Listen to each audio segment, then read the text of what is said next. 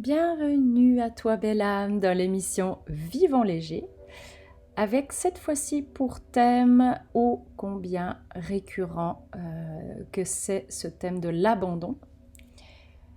Et il faut savoir que bien sûr nous portons tous les 5 blessures de l'être, mais certaines blessures prennent plus d'espace que d'autres.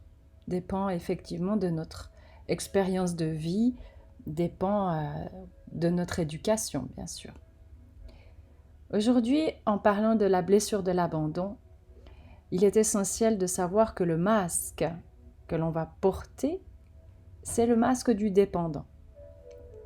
Donc le réveil de la blessure, eh bien, il peut être réveillé par le parent du sexe opposé. Ça veut dire que lors d'une naissance, par exemple, où il y a eu une coupure prématurée du cordon, ou bien il y a eu une séparation de la maman pour des soins. L'autre jour encore, j'entendais au cabinet un monsieur me parler d'une naissance prématurée et puis qu'il n'a pas pu être en contact avec sa maman, il était placé en couveuse. Donc oui, les premières blessures se réveillent dès le plus jeune âge, comme vous avez pu l'entendre. Donc aussi, si vous avez eu le cas d'une maman qui était très occupée avec un nouveau bébé, si les parents travaillent beaucoup et puis qu'ils ont très peu de temps pour consacrer à cet enfant. Quand il y a eu un accident, une hospitalisation ou une mise chez une gardienne, en colonie, où l'enfant est placé quelque part. Parfois, c'est aussi par manque de communication finalement, ou un parent qui est renfermé et puis l'autre il prend toute la place. Donc les caractéristiques, elles sont présentes dans le corps. C'est vrai que les blessures, dans ces 5 blessures de l'être, elles se reflètent dans le corps bien sûr. Elles vont exprimer au travers du corps ce que l'inconscient vit. Et l'inconscient discute beaucoup avec le corps, au travers de maladies, certes, au travers de douleurs parfois, mais aussi au travers d'une caractéristique corporelle. On peut percevoir chez une personne, lorsque la blessure d'abandon a pris beaucoup d'espace, un corps plutôt long et mince, et l'impression qu'il manque de tonus. Les jambes peuvent être faibles, le dos un peu courbé. Ce sont parfois des personnes qui semblent un peu immatures, comme si elles restent dans le rôle d'un petit enfant, un enfant qui a besoin d'aide. Peut-être des personnes qu'on aurait envie de prendre sous son aile. Des bras qui peuvent sembler peut-être un peu longs, qui pendent le long du corps. Ils ne semblent pas savoir quoi faire avec ses bras quand la personne se tient debout. Des parties du corps peuvent être tombantes, parfois flasques, même affaissées, molles ou plus basses que la normale. Ça peut être les épaules, les seins, les fesses, les joues, le ventre. Ce sont des personnes qui ont besoin d'un appui, d'un support. La particularité dans le regard, en tout cas dans les yeux, ce sont souvent des yeux grands et tristes on a l'impression qu'ils voudraient bien attirer ou absorber l'autre. Dans le vocabulaire vont se retrouver également des expressions fréquemment utilisées. Alors bien sûr que consciemment, c'est pas évident là en ce moment de se dire tiens, quel terme j'utilise, mais amusez-vous à vous écouter parler. Et de quelle manière vous parlez. Donc pour la personne qui vit cette blessure d'abandon, souvent il y a ce mot absent, seul, je ne supporte pas, je ne peux pas. Il mange mon énergie, il me bouffe mon énergie. Mon travail me prend tout mon temps, on ne me lâche pas. Dans l'intonation, ce sont peut-être des personnes qui parlent bas ou qui ont cette voix d'enfant avec un ton un peu plaintif ou qui posent énormément de questions. Ils sont tout le temps en train de poser des questions. Alors vous comprendrez bien qu'au travers de cette blessure, et c'est légitime que l'enfant commence déjà à mettre en place son système de défense. Puisque le cerveau, qui est là dans cette quête d'apprentissage, s'il apprend ce qu'on peut dire des apprentissages dits négatifs, après finalement il n'y a rien de positif ou de négatif, on pourrait plutôt dire qu'il y a des expériences et puis qu'on apprend quelque chose de nos expériences.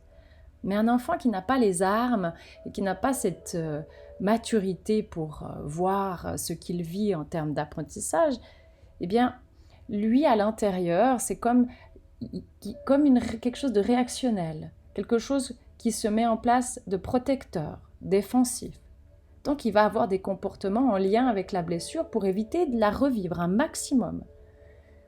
Donc, dans la réaction ou dans ce système de défense, vous allez retrouver des personnes qui ont beaucoup, beaucoup besoin de soutien, tout le temps. Elles ont besoin d'aide, elles ont besoin de présence, elles ont beaucoup besoin d'attention. Et si elles ont de l'attention, de la présence et tout ça, alors ce sont des personnes qui se sentent aimées. À partir du moment où il n'y a plus toute cette attention, alors là, ça devient compliqué. Elles ont l'impression de ne plus exister.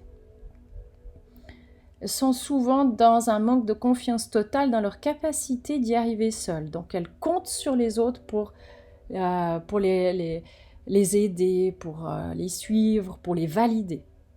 Elles vont même s'accrocher, des fois c'est presque physique, physiquement aux autres, parce que ce sont des personnes qui, comme elles ont vécu l'abandon, auront cette tendance à être toujours collées, touchées, tenir. Elles ont besoin de ça. Donc imaginez bien que pendant cette période de pandémie, de ce virus qui nous empêche d'être en lien avec les autres, de se faire des câlins, c'est des phases qui sont très difficiles pour ces personnes-là.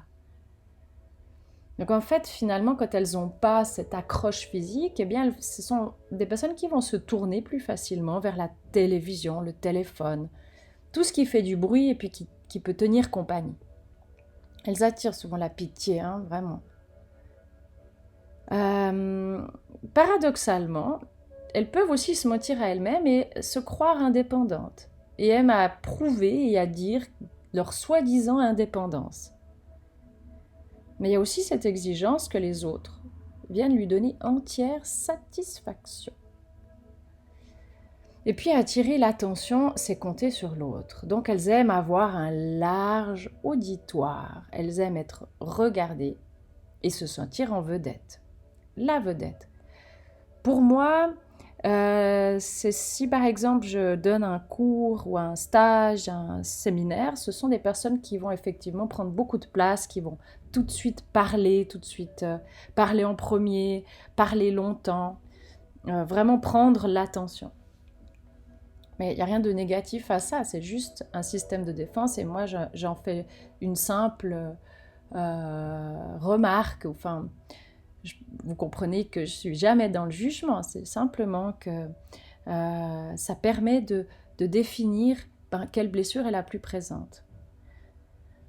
Ensuite, finalement, ces personnes-là, quand elles doivent se débrouiller seules, pour elles, à l'intérieur, c'est vraiment ça, puis c'est inconscient, ça veut dire que je ne reçois plus d'aide et de soutien, et puis si je ne reçois plus d'aide et de soutien, je ne suis plus aimée.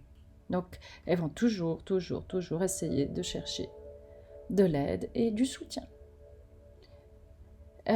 Et donc, du coup, elles vont se tourner vers des personnes plutôt soutenantes.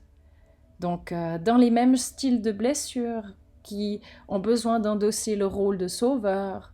Donc, ce sont vraiment ces personnes qui vivent l'abandon, elles vont se connecter avec les sauveurs qui vont les prendre sous leur aile, qui vont s'occuper d'elles. Elles ont besoin de toujours avoir cette approbation des autres avant de décider. Même si elles ont de bonnes idées, il va falloir avoir une approbation. Parce qu'il y a le doute, parce qu'elles n'ont pas confiance en elles. Leurs attentes face aux autres, eh bien, c'est totalement en fonction de ce qu'ils peuvent faire pour l'aider. Vraiment, c'est tout à fait ça. Et puis, parfois, elles se croient gentilles. Et là, il n'y a rien de négatif. Vraiment. Elles se croient gentilles et serviables, mais c'est toujours dans le but de recevoir de l'attention et de l'admiration. Voilà. Donc, effectivement, des fois, il est bon de se dire, mais est-ce que je suis gentille et serviable parce que ça vient du fond du cœur et que ça remplit ma valeur solidarité, ou est-ce que ça remplit mon besoin d'attention et d'admiration? C'est une question que Vous pouvez vous poser vous-même si vous sentez que vous êtes dans cette blessure d'abandon. Ce sont aussi des fins manipulateurs, mais de manière très très très très douce, heureuse, tortueuse, des fois dissimulée. Ils savent bien jouer en fait les pauvres victimes pour obtenir ce qu'ils veulent. C'est surtout de l'affection, hein, et puis bien sûr les plaintes du style après tout ce que j'ai fait pour toi, je suis même pas remerciée. Ce sont des phrases ou des mots du style parmi mes collègues, je fais tout pour eux et finalement ils s'en fichent. Donc il y a vraiment comment dire, une façon de se reposer uniquement sur l'attention des autres pour se sentir aimé. Et ça c'est un peu compliqué parce que finalement le travail pour guérir, eh bien, ça va être bien sûr de se trouver ses propres approbations. Donc ils ont de la difficulté en fait à dire non. C'est normal parce que s'ils acceptent de dire non ou de refuser de l'aide par exemple, eh bien ils vont aussi perdre cette attention. Donc tous les moyens sont bons pour éviter également d'accepter un refus d'aide ou de soutien. Imaginez quelqu'un qui a vécu l'abandon et puis qui se fait refuser de l'aide. Il va y avoir tout qui va se mettre en place pour que la personne finisse par accepter. Hein. Donc ça peut être des manipulations, des bouderies, du chantage, des menaces, etc. Alors après, selon le degré de travail que vous avez déjà effectué sur vous-même, il y a des choses que vous n'aurez plus. Certaines vont revenir, certains schémas peuvent continuer d'être présents et d'autres sont déjà partis. C'est pour vous un bon moyen de vous rendre compte que vous avez déjà bien avancé dans le travail de votre blessure. Ceux qui ont vécu l'abandon, ils ont aussi une terrible difficulté à terminer une relation. C'est horrible pour eux parce que, imaginez, ils vont revivre leur blessure d'abandon. Donc, ils peuvent se mettre à quatre pattes à genoux par terre à supplier à la personne de ne pas partir et de ne pas la laisser, capables de ne pas se respecter dans leur dignité pour éviter finalement qu'ils soient de nouveau abandonnés. Donc ils vont plutôt rechercher de la fusion dans les relations. Et puis une espèce de fausse obligation ou ils imaginent finalement se sentir responsable du bonheur ou du malheur des autres. Et puis si l'autre il est heureux, tout va bien, mais si l'autre il est malheureux, là ça devient compliqué. Ils ont de la difficulté aussi à s'ouvrir à la chose ou à la personne à laquelle ils tiennent par peur de ne pouvoir faire face à leurs émotions. Et oui. Donc des fois, c'est peut-être plus simple pour eux de saboter leur propre bonheur. Donc dès qu'une relation, elle peut devenir plus intense, eux vont s'arranger pour mettre un terme à celle-ci. Et là, c'est bien différent dans l'énergie que quand la personne qui vit la blessure d'abandon, elle se fait rejeter et c'est son conjoint ou sa conjointe qui va mettre un terme à la relation, et ben c'est bien différent si c'est la personne elle-même qui vit l'abandon qui met un terme à la relation. Comme ça, c'est une façon d'éviter de souffrir finalement. Donc ils vont inconsciemment chaque fois s'arranger pour que la relation termine. Ensuite, ce sont aussi des personnes qui vont facilement se laisser envahir par les émotions des autres. Donc on dit des personnes éponges. Après justement, quand je vous parle de ça, ça me vient dans l'esprit ces personnes qu'on qualifie d'hypersensibles. Maintenant c'est un terme à la mode, on utilise beaucoup le terme « je suis hypersensible », mais attention, l'hypersensibilité peut aussi venir de certaines blessures, notamment celle de l'abandon. Voilà, parce que ils vivent au travers du regard des autres. Donc, ils vont ressentir tout ce que les autres ressentent. Et puis, quand on a vécu une blessure d'abandon, bien sûr qu'il y a une certaine sensibilité qui est présente, parce que c'est une grosse douleur. C'est vraiment une très grosse douleur. Cette blessure, elle est difficile, celle de l'abandon. Donc, en fait, finalement, c'est en consultation que je me rends compte que la personne, elle va rechercher sans arrêt le support d'un parent, du conjoint. Donc, je peux constater que finalement, ce sont des personnes qui viennent rarement seules. Elles viennent parce qu'elles sont, voilà, elles ont besoin d'être accompagnées. Elles ont besoin que quelqu'un les soutienne, qu'ils soient à leur côté. En plus, ils ont de la difficulté à accepter la mort de quoi que ce soit ou de qui que ce soit. Ils ont des peurs de la mort pas possibles, ces personnes qui vivent la blessure d'abandon. Et je les comprends parce que quelqu'un qui meurt, finalement, c'est quelqu'un qui l'abandonne de nouveau. Ce sont également des personnes qui dramatisent beaucoup. Le plus petit incident qui soit, le plus moindre petit incident, va prendre des proportions gigantesques. Donc, ce sont des personnes, du coup, qui pleurent facilement. C'est pour ça que je vous parlais d'hypersensibilité, parce que les larmes, elles sont très présentes. Parce que dans l'abandon, il y a la victime. La victime, quand elle s'anime, les larmes, elles viennent sans arrêt. Donc, ce sont des personnes qui pleurent face à leurs problèmes, à des épreuves, qui peuvent aussi avoir des hauts, des bas. Donc, des moments très, très joyeux, tout va bien. Et l'instant d'après, vous n'avez pas compris pourquoi, tout à coup, la personne est triste au possible, malheureux, parfois même sans savoir pourquoi. Et puis rappelez-vous cette aptitude à devenir victime, un déclin total de la combativité, l'impression de se traîner en espérant toujours chaque jour un jour meilleur. Ils ont besoin aussi d'accumuler beaucoup de choses, ils ont vraiment de la difficulté à vider les armoires, vider les greniers, donc ils entassent. Ils entassent parce que ça les rassure et puis que c'est très difficile de se séparer de quelque chose. C'est de nouveau une activation à la blessure d'abandon. Donc, étonnamment, ça va vous paraître étrange, mais ce sont souvent des personnes qui sont des coureurs d'aubaine, de soldes, de réclames. Beaucoup d'inquiétudes aussi, permanentes par rapport au futur, de ne pas en avoir assez. La difficulté aussi à laisser les siens. Son travail, sa maison, l'endroit de ses vacances. Donc beaucoup de réflexes de survie, en fait. Et dans les réflexes de survie, pour l'inconscient, c'est accumuler bien sûr toutes sortes de choses, ça peut aussi être du poids. Accumuler des objets, voilà. Histoire d'être... puisque dans cette blessure d'abandon, il y a un peu cette sensation de vide à l'intérieur. Et puis quand on est dans cette sensation de vide, inconsciemment, cette quête de remplir, elle passe par cette accumulation de toutes ces choses qu'on remplit. Ça peut aussi être la nourriture. Hein. Donc oui, dans les sensations, ce vide intérieur, et paradoxalement, plus on cumule autour, et plus la personne va continuer de ressentir ce vide. Finalement, il n'y a rien qui peut le combler. C'est tout le temps vide. Donc, il y a un sentiment qui accompagne la blessure d'abandon, c'est aussi ce sentiment que toujours de l'objet ou la chose qui pourra rendre heureux.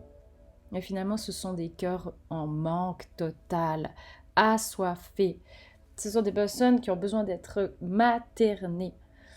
Donc, dans l'état d'insécurité constant, cette sensation de se sentir vide, creux, affamé, cette peur de perdre, peur de manquer, peur d'être abandonné, peur d'être seul. Alors, ils n'aiment pas la solitude, vraiment. Les personnes qui ont vécu l'abandon, mais pour eux, c'est terrible d'être seul.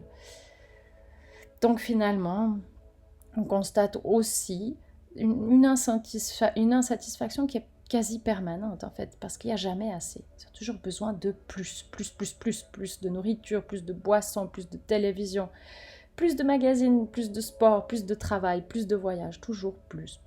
Et finalement, ça entraîne sans arrêt de la frustration parce que, comme c'est jamais plein, autant remplir un tonneau percé, hein, c'est terrible.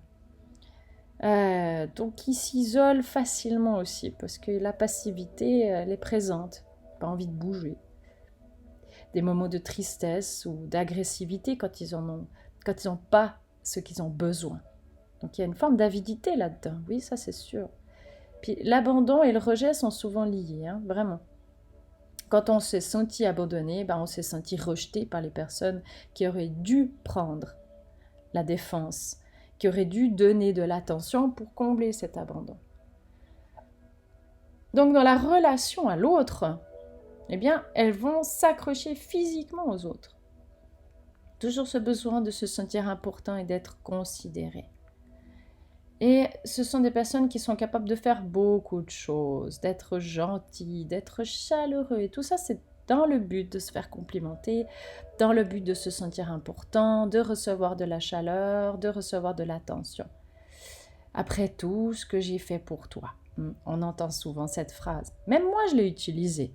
Et oui, même moi, je fais partie du monde comme tout le monde et j'ai mes blessures moi aussi et ça me parle tout à fait dans cette dynamique de toujours tout faire pour tout le monde. Donc ils sont souvent dans le rôle du sauveur, comme un parent vis-à-vis de quelqu'un qu'il aime et puis il va même devancer les désirs de la personne. Et finalement, ça va faire du bien de se sentir important et de recevoir de l'attention. Mais aussi des personnes qui seront peut-être bien dans des limites du burn-out ou de la fatigue, parce qu'à force de faire pour recevoir, eh bien sûr que ça va tendre un petit peu dans le système nerveux et ça va fatiguer. Offre des cadeaux aussi, des cadeaux plus en fonction de ses propres sensations qu'en fonction de l'autre. Voilà. Et attend que l'autre fasse la même chose en retour, évidemment. Et puis si ce n'est pas le cas, elles vont être vraiment se sentir. Elles vont se sentir blessées, oui. Elles vont se sentir blessées si le cadeau reçu en retour ne correspond pas à l'attente. Et puis ça va être une difficulté finalement d'exprimer quelles sont les attentes. Comme si l'autre doit deviner, voilà. Il est en devin et il doit deviner parce que ça, c'est une preuve d'amour. Donc, peut-être parfois un manque de tolérance qui pointe le bout de son nez. Donc, l'amour des autres va l'aider à se tenir debout. Et du coup, il y a toujours ce besoin d'être aimé par un maximum de personnes. Et d'ailleurs, du coup, ça va être très compliqué d'accepter le jugement des autres ou les remarques, ou finalement qu'ils puissent ne pas être aimés par certaines personnes. Hein. Mais pour ça, c'est très compliqué d'accepter ça. Ouais, très compliqué. Mais on le comprend, hein, on comprend. Dans les plus grandes peurs, c'est la peur de qu'est-ce que je vais faire seule, qu'est-ce que je vais devenir, qu'est-ce qui va m'arriver en fait. Hein. Peur de la solitude. Donc, pour combler cette peur, c'est inconsciemment s'arranger pour être rarement seul ou tout le temps occupé, histoire de ne pas penser à la solitude qui peut être présente. Peur de toute forme d'autorité. Il s'imagine qu'un autoritaire ne voudra pas s'occuper de lui, parce qu'il y a une sensation que la personne, quand elle est autoritaire, elle est plutôt froide et puis indifférente. Dans la vie sexuelle, c'est intéressant, parlant sexualité, ça n'est pas tabou et c'est important de savoir que aussi une blessure d'abandon peut impacter la vie sexuelle. Donc, ce sont des personnes qui se sentent facilement abandonnées par les personnes du sexe opposé. Donc, je vous laisse imaginer à l'intérieur comme ça ballotte, parce que il peut y avoir une façon d'utiliser le sexe pour accrocher l'autre, d'aimer ça en fait finalement, parce que désirer, ça va se sentir important. Et puis ce sont des personnes qui veulent souvent plus que le conjoint. Pardon. Donc très certainement, en tout cas c'est ce que je constate dans les diverses séances que j'ai pu avoir dans mon cabinet, ce sont des personnes qui peuvent être tout à fait charmeuses et charmantes et qui aiment bien charmer justement pour recevoir de l'attention. En plus, le dépendant, lui, s'appuie contre l'autre, ou il lui tient la main, ou il le touche fréquemment. Hein. Donc, préfère croire aussi qu'il n'y a aucun problème dans son couple par crainte d'être abandonné. Donc, finalement, de ne pas trop aller chercher à creuser ou à partager ou à échanger quand il y a des choses qui ne vont pas. Donc et c'est logique finalement, parce que si tout à coup la personne abandonnée osait dire ce qui ne va pas, ou son mécontentement, ou les choses, ben c'est risqué en fait, à quelque part, de perdre l'autre. Donc mieux vaut ne rien dire. Dans ce cas du cadre de l'alimentation, puisque ça va jouer un peu sur tous les domaines, bien sûr, ce sont des personnes qui ont bon appétit. Peut-être même avec une tendance à la boulimie. Alors maintenant, on dit boulimique, bon, on peut parler aussi de comportement alimentaire, de troubles du comportement alimentaire. Excusez-moi, je cherchais le mot. Oui, on peut parler de troubles du comportement alimentaire, et dans ce trouble, il y a le besoin de stocker. Il peut manger beaucoup sans prendre de poids. Donc l'attitude à l'intérieur, c'est qu'il n'y en a jamais assez. Et c'est aussi le message que son corps reçoit quand il mange. Ou alors on stocke en attendant le retour des beaux jours. Donc la sensation de manque, elle peut amener un transfert sur la nourriture, bien sûr. Donc il y a quand même une préférence pour les aliments mous aux aliments durs.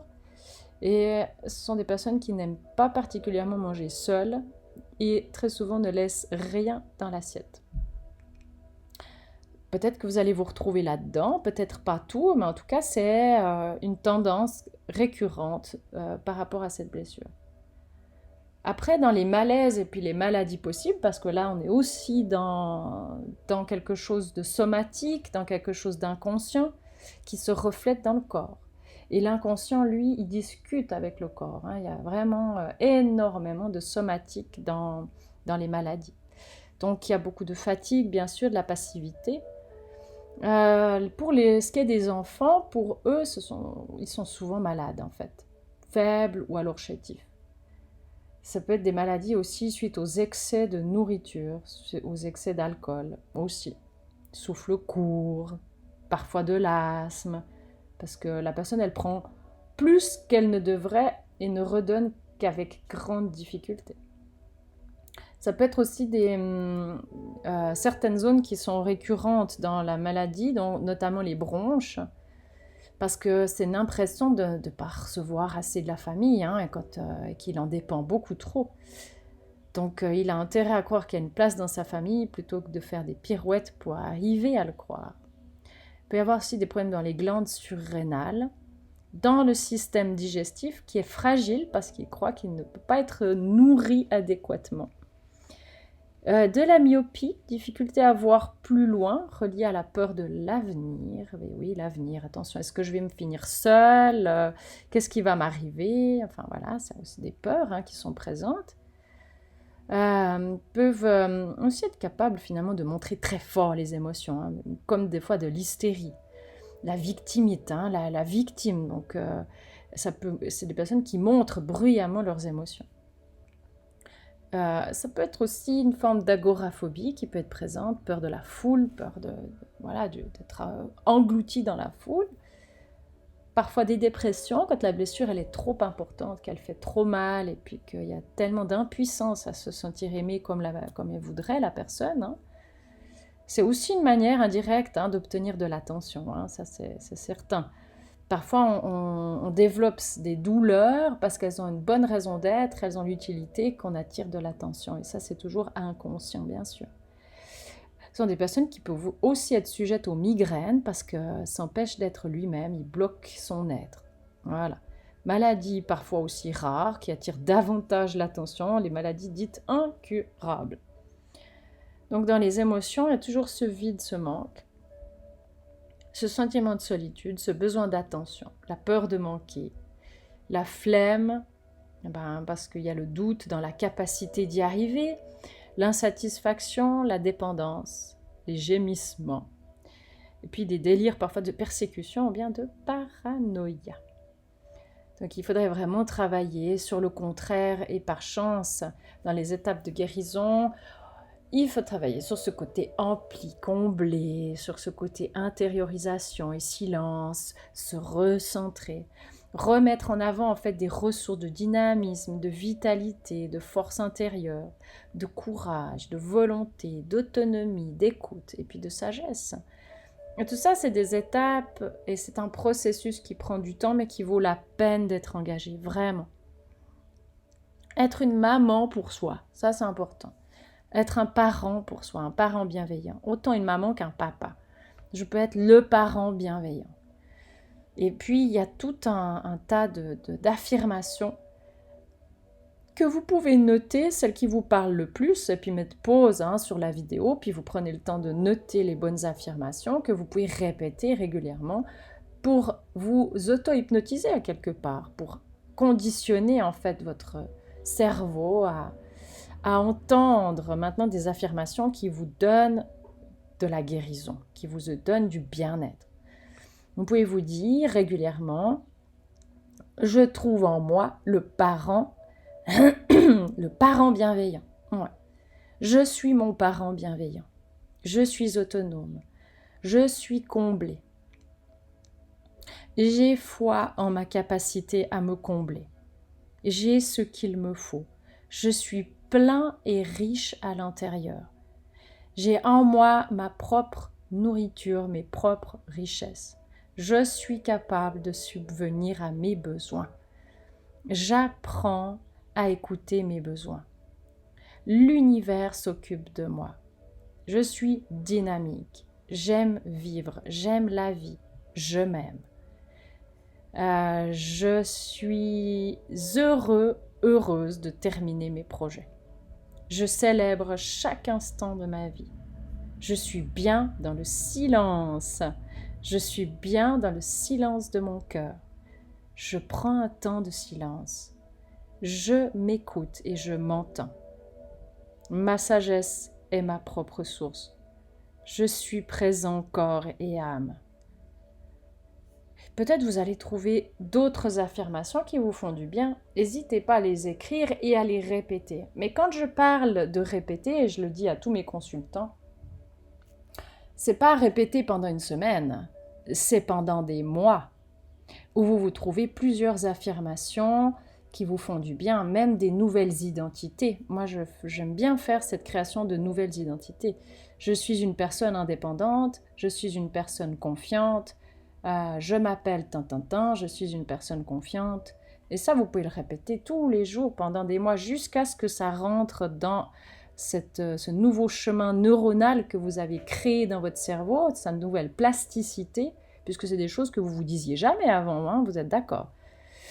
Donc si maintenant on met de la force dessus et de l'attention dessus et on le dit tout le temps, bien sûr que ça va finir par s'inscrire à l'intérieur et ça va vous faire changer de comportement. Ça va vous aider à vous surprendre, à devenir différent. Et ça va vous faire du bien. Oh là là, est-ce que ça va vous faire du bien? Vous méritez de vous libérer de ces blessures. Bien sûr que vous méritez. Mais avant de vous libérer de ces blessures, le plus important, et ça je ne cesse de le répéter, c'est de les mettre en lumière, ces blessures, et puis de les accueillir, de leur donner de l'espace. On n'est pas là pour les nier, on n'est pas là pour les effacer ou lutter contre, non. On est là pour les accueillir, ces blessures à bras-le-cœur, vraiment. Et après, c'est ce questionnement qui va venir en vous de comment je peux faire finalement pour me guérir. Alors bien sûr que l'hypnose est un outil, une technique qui va accélérer le processus parce qu'on va atteindre le système inconscient et c'est dans votre inconscient que sont notées, figées certaines de ces blessures et pour que votre inconscient il vous donne plus de choix dans votre vie, eh bien c'est à travers de l'hypnose qu'on peut lui donner ces choix et ça aide grandement. Et à côté de ça, eh bien dans votre quotidien, les actions que vous pouvez faire pour vous, c'est vraiment vous donner de l'amour et c'est vraiment redevenir le parent bienveillant que vous devez être dorénavant sans compter sur les autres, mais en comptant sur vous, sur votre force et votre capacité à vous soutenir, à vous aimer, à vous auto-compassionner. En tout cas, moi, je le suis de tout cœur pour vous. J'espère sincèrement que tous mes mots, toutes ces mises en lumière vous ont grandement aidé. Et puis je vous souhaite eh bien de cheminer gaiement sur ce magnifique retour vers vous. Parce que c'est le chemin qui compte, c'est pas la destination, c'est le chemin, c'est la façon dont vous allez accueillir tous ces obstacles, la manière dont vous allez les dépasser en comptant sur vos forces et vos qualités, vraiment. Voilà, je vous remercie